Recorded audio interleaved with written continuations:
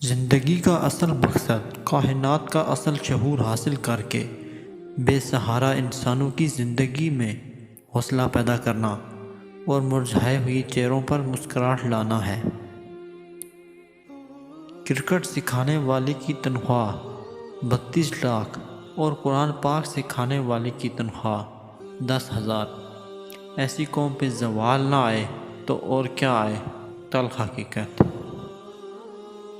اچھی باتوں پر عمل کیا کریں، کیونکہ زندگی صرف اچھی باتیں پڑھنے سے نہیں بلکہ ان پر عمل کرنے سے بدلتی ہیں۔ ہر رشتہ کہیں نہ کہیں مان توڑ دیتا ہے اور ہر تعلق کبھی نہ کبھی بھرم کھو دیتا ہے۔ یہ صرف اللہ کریم کی ذات ہے کہ جس کا آسرا سدا قائم رہتا ہے۔ کسی کو معاف کرنے یا اس سے معافی مانگنے کے لیے اس کی روح کی نکلنے کا انتظار نہ کریں۔ گناہوں سے بچنے کے لیے جب تک انسان خود اپنا نگران نہ بنے، کوئی اس کی نگرانی نہیں کر سکتا۔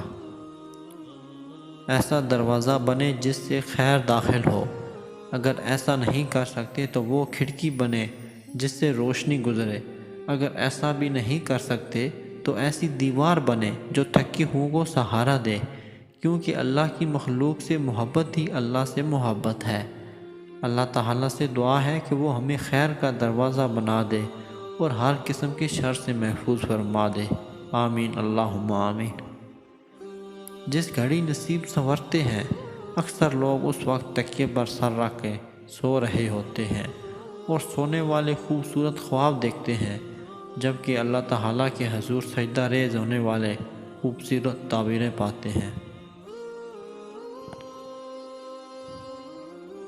آپ کے اخلاق کی قدر بھی لوگ اس وقت کریں گے جب آپ کے پاس دولت اور طاقت ہو۔ غریب کتنا ہی خوش اخلاق ہو، لوگ اس کے اخلاق کو اس کی مجبوری سمجھتے ہیں۔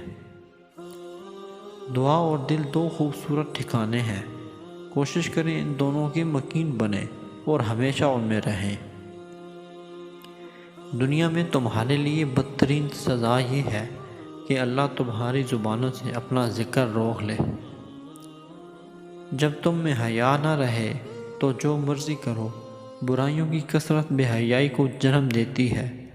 ہر بری شے کو فحش کہتے ہیں، چاہے اس کا تعلق فعل سے ہو یا قول سے۔